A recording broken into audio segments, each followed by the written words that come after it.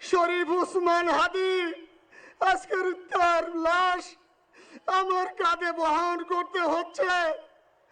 আজকের আপনাদের কাছে আমার কোনো দাবি নেই, শুধু একটি দাবি।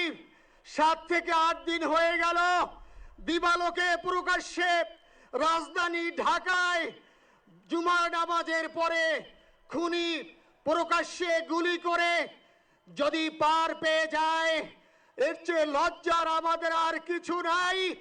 যদি বর্ডার পাস হয়ে যায়, 5 থেকে 7 ঘন্টা সময় তারা কেমন করে গেল, এই প্রশ্ন জাতির কাছে রেখে গেলাম। আমার কোনো চাওয়া পাওয়া নাই।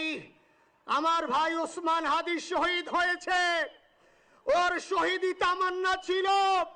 আপনারা ওর বক্তব্য শুনেছেন, আপনারা শহীদ উসমান হাদির টক শো শুনেছেন।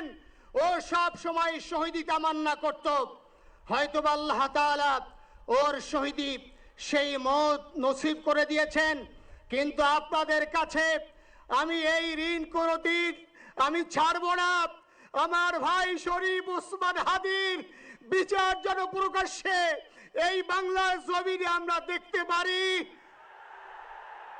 ভাইরা আমার, 7-8 দিন হলো, এখনো পর্যন্ত আমরা কিছুই করতে পারলাম না।